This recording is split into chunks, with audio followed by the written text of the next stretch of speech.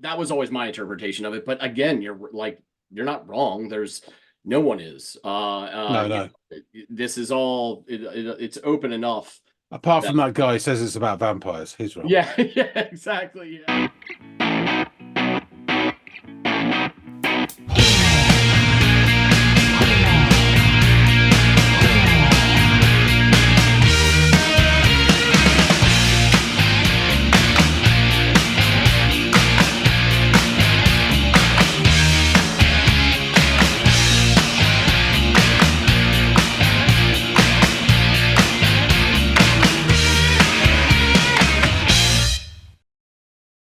Hey, everybody, and welcome to another episode of Audiophiles. My name's John.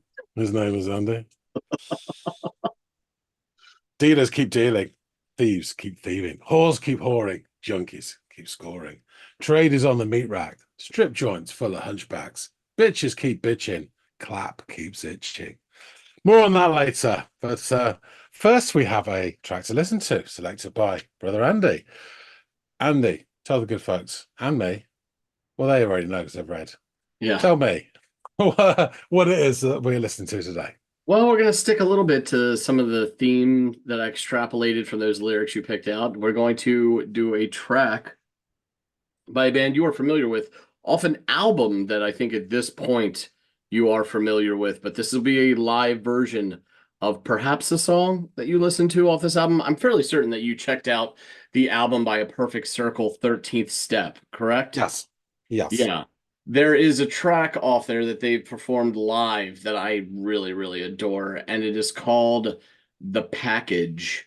So I'd like for you. Do you have any recollection of that song? Yeah, it's the first track. So it's probably the one I've listened to the most, just because I tend to listen in order. So, Fair. Fair. Well, here is a live version of the track that I'd like you to listen to and just give a watch to. It's from that performance at Red Rocks Amphitheater out there in Colorado. So please go off and check it out, and then come back and let me know what you think of Keenan and Howard Ellen Gang and this track of a song that you are familiar with. Cool, will do. Excellent.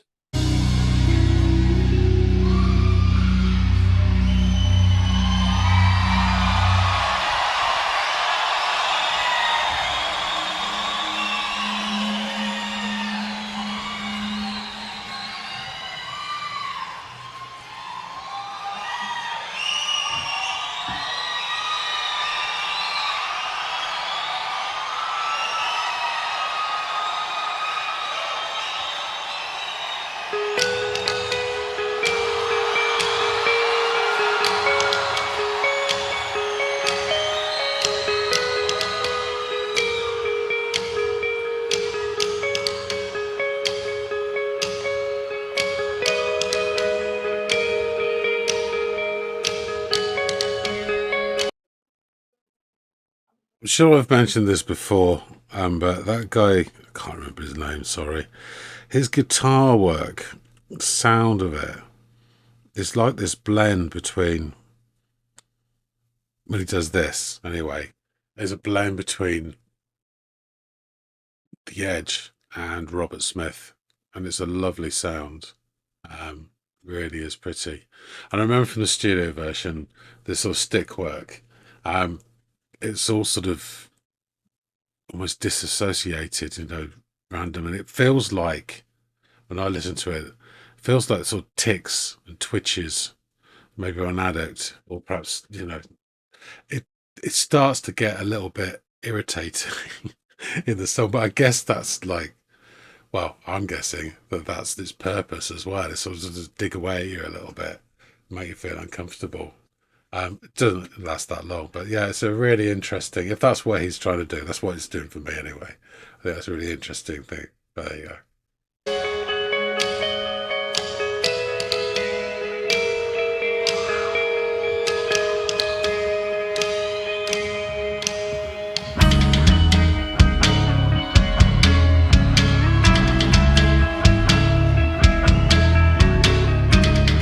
Our proper drums, and they sound great.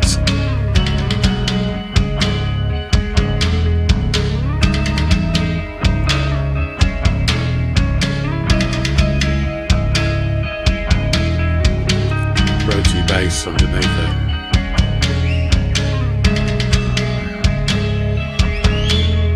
Clever got me this far, then tricky got me in.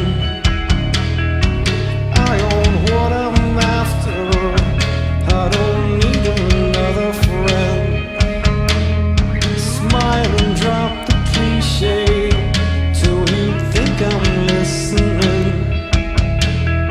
Teach us what I came for, then I'm out the door again.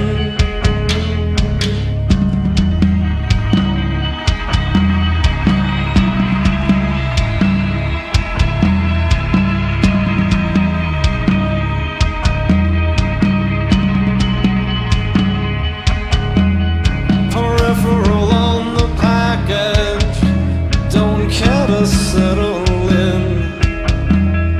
Time to feel. I was going to make a point now because I think the song goes on, but yeah, this whole thing here with the fantastic rhythm section and that guitar, it does have its roots in sort of early 80s British music. It's just sounding that way, but obviously not exactly like that. But it gives this whole feel to it, like it's kind of almost sultry. It smells of, nighttime intrigue, and you also feel that things can kick off at any moment. It's just really atmospheric. I love it. And I said before, I'm amazed, and it's really refreshing to see the lack of ego in Maynard, the way he stages himself, so he's not right at the front, big spotlights and all that stuff. He's just basically at the back, just singing away. His voice sounds absolutely superb, like it's a studio version. Really good setup. Fantastic. Feed the monster, I don't need another friend. Comfort is a mystery, crawling out of my own skin. Just give me what I came for, and I'm out the door again. I lie to get what I came for. Lie to get just what I need. Lie to get what I'm craving. Lie and smile to get what's mine.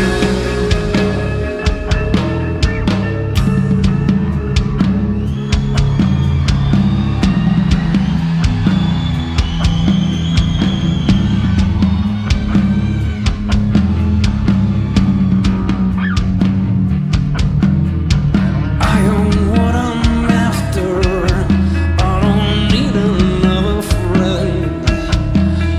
I'll nod and watch your lips move if you need me to pretend. Because clever got me this far, then tricky got me in. Take just what I came for, but I'm out the door again. Lie to get what I came for. Lie to get just what I need. Lie to get what I'm craving. It's hypnotic. Lie The little mini fills of the drums are fantastic.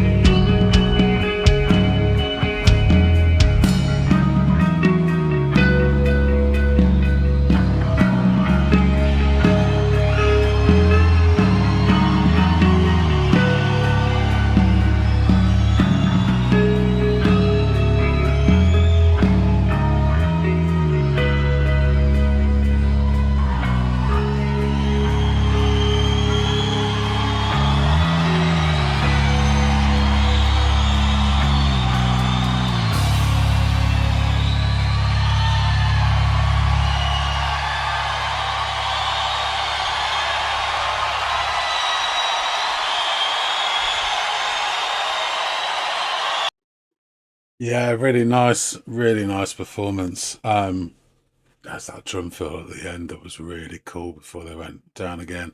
They got the sort of dynamics right, the contrast. Sounded superb. I mean, yeah, all the sort of stuff you expect me to say. Um, really good performance. Yeah. All right, let's go back and chop it up with Andy. All right, so you've returned from the shadows of Red Rocks. What did you make of this performance? I mean, I know you've listened to the song, but you've never really expanded on to me like how you feel about this track. We've really only discussed the ones that we've done on the channel and into the music. So, what'd you make of the package and this performance from the Red Rocks Amphitheater? Okay, so I have listened to the album, downloaded it after we'd done two, three songs already off the album. Um, I wouldn't say I've listened to it extensively, but I've listened to it probably half a dozen times. Mhm. Um, I would say that still the Nurse Who Shagged Me is my favorite. I know it's a cover and all that, but it's just beautiful. Yeah. Um, and I'm just struggling to remember. I know that we did the Noose, I know we did Blue, Mhm. and then the version of Imagine and their version of Levy. Yeah. Um, we have seen these guys at Red Rocks, haven't we? Yes, In one of those. That was the cover of Was Imagine, I it? Right. believe. I'm just trying Yeah. to remember which one it was. Yeah, Yeah, that's and all. we also did So, Three Libras, which was off, I think, their debut album. So right, yeah, yes, yeah, gotcha. Yeah, so there's a bit of familiarity to the whole yeah, thing. Having said that, the way you listen to a song just like in the car or whatever, as opposed to, all right, I'm going to sit down and react to it, it's a very different experience and it makes you think a bit more. And even with songs, it kind of, things sort of click in.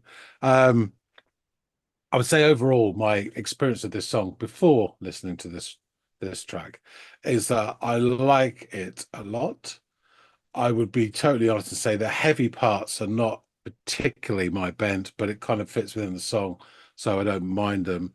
But the beautiful intricacies at the beginning, at the end, I mhm, really like.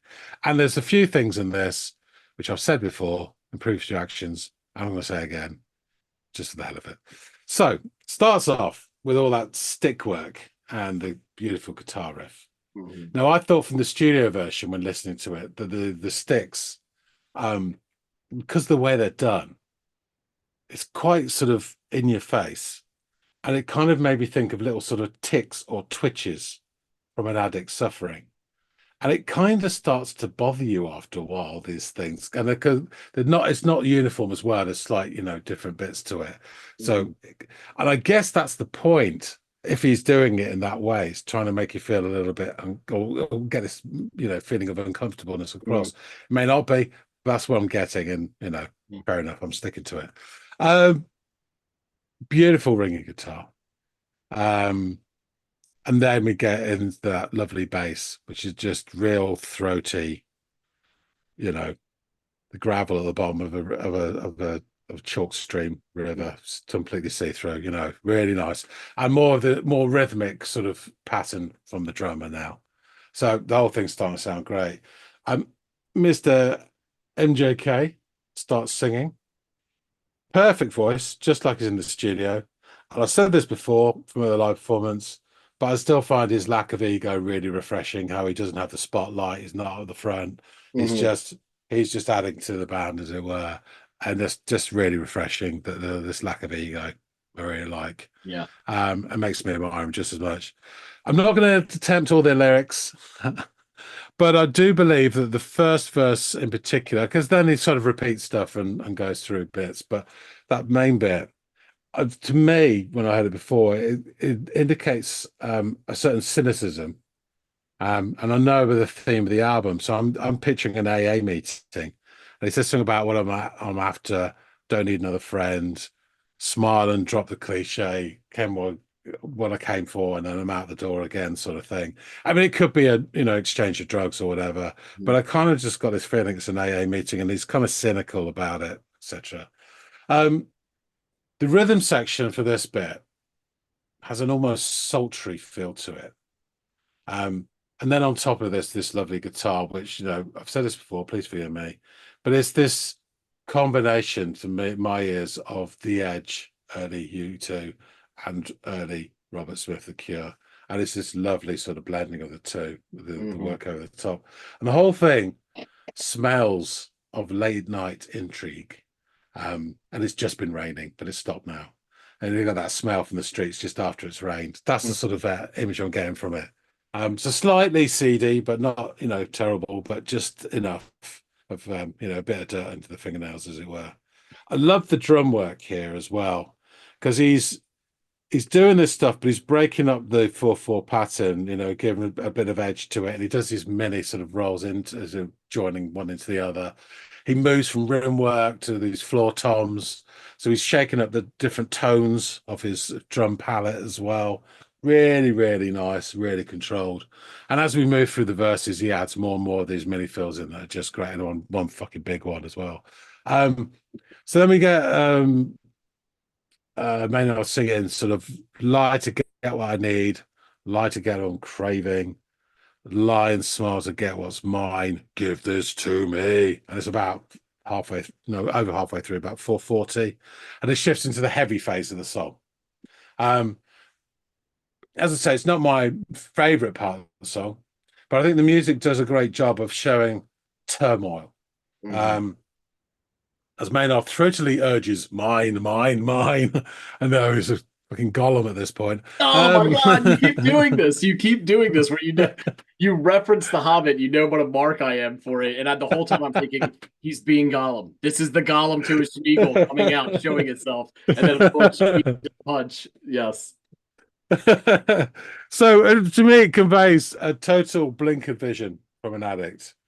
And this musical chaos could be the chaos within that he's trying to quell from however he does it via the 12-step process, or by just getting more fucking drugs.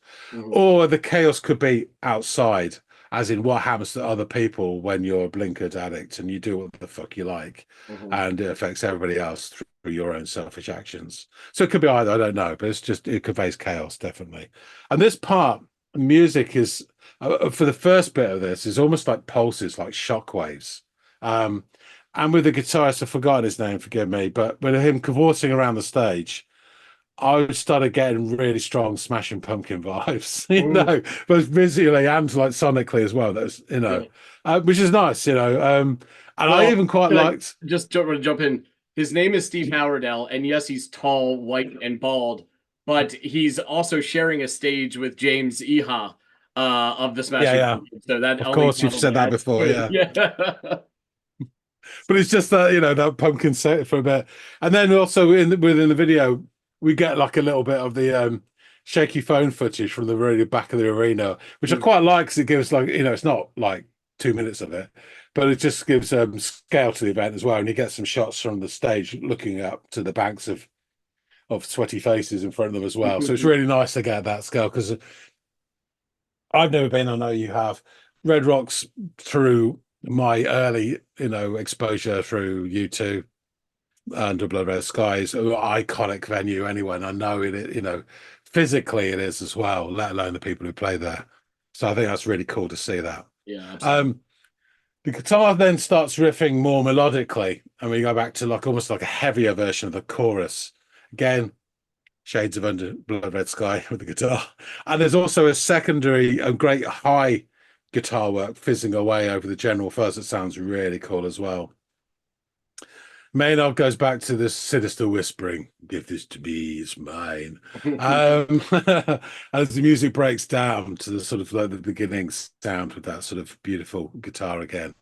And he's not only Gollum, but he also reminds me of like a little bit of the snake in Disney's Robin Hood. This sort of, or a Tory filling out a tax return, you know. Trust in me, indeed.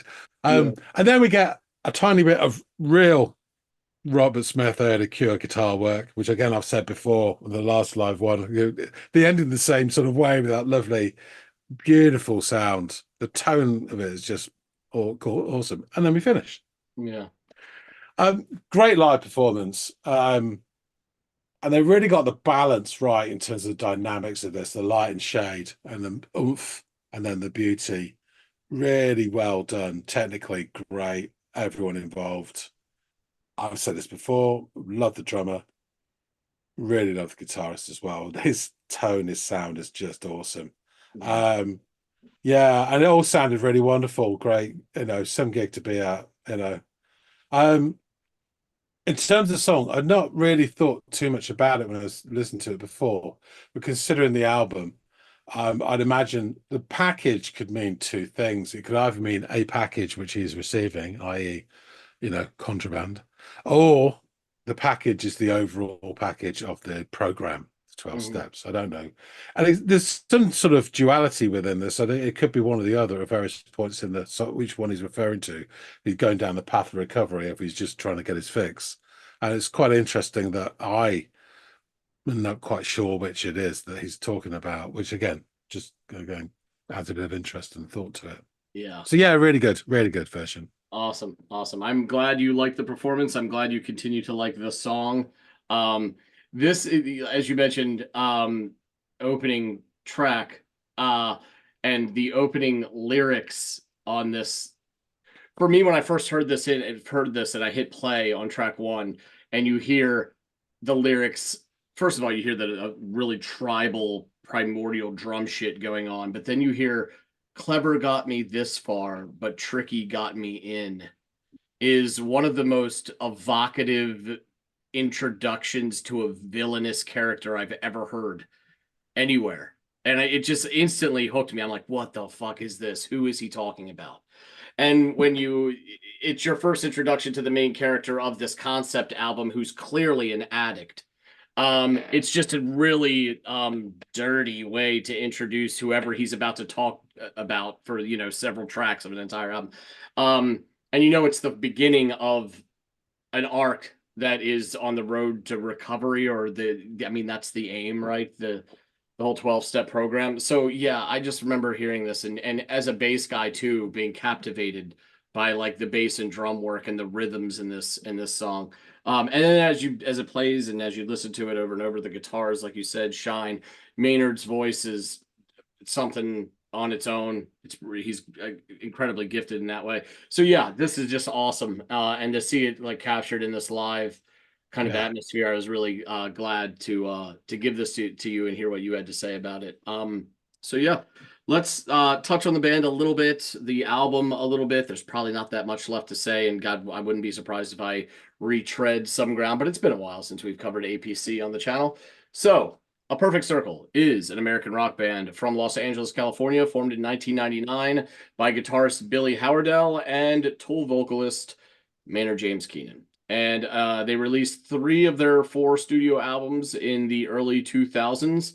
Their debut, Mir des Noms, in 2000, a follow-up, 13th Step, in 2003, and an album of radically reworked cover songs, Emotive, in 2004. We've covered at least a track off each of those at this point. The original incarnation of the band included Paz Linchanton on bass, Troy Van Leeuwen on guitar, and Tim Alexander on drums. Alexander, however, only performed a handful of live shows and appeared on one song on the group's debut album before being replaced by Josh Freese. Band collaborator and producer Danny Lohner and bassist Jordy White were also members for a short period in the early 2000s. Jordy is the bass player on this album, if I'm not mistaken. So the band's current lineup features Smashing Pumpkins guitarist James Iha, that I mentioned a moment ago. I don't know if it's Iha or Iha. I'd love to get to the bottom of that. Bassist Matt McJunkins and drummer Jeff Friedel. The latter two also being contributors to the related Pussifer and Ashes Divide projects that are kind of like sisters, cousin bands to A Perfect Circle. I think you've listened to at least a track by Pussifer as well. Yes. Yeah. Despite the varied cast and numerous lineup changes, the primary roles of creating A Perfect Circle songs has remained consistent, with Howerdel, a music composer, and Keenan writing lyrics and vocal melodies for those tracks. The band's studio albums have been generally well received, critically and commercially. with their first 3 studio albums selling 4 million copies collectively as of 2005. So that number is probably, I mean, we're 20 years out from that, so I'm sure it's a Yeah. little larger. This track features on their sophomore album, 13th Step, as we discussed, which we've also covered and are familiar with. Sessions for the album became tense, though, with Howardell preferring the heavier compositions written while waiting for Keenan to return to the band from his tour with Tool, and sometimes taking offense to Keenan's suggested mellower rearrangements. Geordie White would play a pivotal role as mediator between the two, being newer to the band, and it helped provide like an outsider's perspective and help them find common ground when kind of retooling these songs. The album was released on September 16th, 2003. It charted at the number 2 position on Billboard 200 in its premiere week, selling over 231,000 copies and staying on the charts for 78 consecutive weeks. 13th Step went on to be certified gold on November 4th, 2003, and platinum by March 24th, 2006. The Package was perhaps their most collaborative song on the album. That started with Howardell playing the song's basic guitar riff in front of everyone, and from there, everything kind of fell into place as they began to play and sculpt the rest of the song into what it would become. The Japanese version of 13th Step includes an exclusive extended version of the package that is 9 minutes and 23 seconds long. I'd like to hear that. The album sits at 74 over at Metacritic. Mojo gave it a 7 out of 10. Drowned in Sound gave it an 8 out of 10. All Music, a 4 out of 5 stars. E! Online graded it a B+, and Alternative Press gave it a perfect 5-star rating. And they stated, once again, A Perfect Circle have quietly produced a masterpiece that challenges the very nature of the testosterone-fueled angst, which I think a lot of the harder rock at the time was exactly that. And here is this very interesting, introspective narrative that they're telling. So All Music strongly praised the album for having the sound of a musical and lyrical maturity that normally doesn't occur until a band's 3rd or 4th albums, and concluded that lyrically, musically, sonically, the 13th Step is proof positive that mainstream rock has plenty of life and vision left in it. This performance of the package that you watch comes from their live concert at Red Rocks Amphitheater in Morrison, Colorado on August 12th, 2011. The performance was captured as part of a box set that collectively includes 5 audio CDs and a DVD. Those acronyms are definitely a sign of the time. 3 of the CDs are grouped together as the trifecta. Live recordings of the band's first 3 studio albums, Mir de Noms, This 13th Step, and Emotive. These were performed in their entirety during the band's 2010 series of 3-night full album performances. The other 2 CDs grouped together are Stone and Echo, and they consist of the band's full-length performance at Red Rocks. So, let's jump into these lyrics. As I mentioned, clever got me this far, then tricky got me in. Eye on what I'm after, I don't need another friend. Smile and drop the cliche till you think I'm listening. Take just what I came for, then I'm out the door again. Peripheral on the package, don't care to settle in.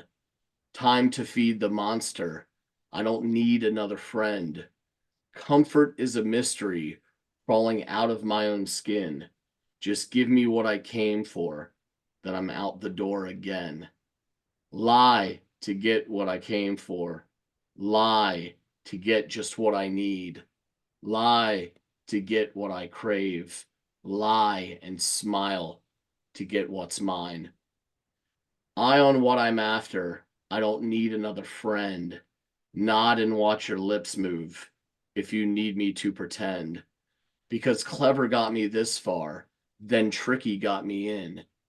I'll take just what I came for, then I'm out the door again. Lie to get what I came for. Lie to get what I need. Lie to get what I'm craving. Lie and smile to get what's mine. Give this to me. Mine, mine, mine. Take what's mine. Mine, mine, mine. Take what's mine. Lie to gain what I came for. Lie to gain what I need now. Lie to gain what I crave. Lie, just smile and get what's mine. Give this to me. Take what's mine. Mine, mine, mine. Take what's mine. Give this to me. Take what's mine. Take what's mine. Mine. Take what's mine. Take what's mine. Take what's mine. This is mine. Mine. Mine.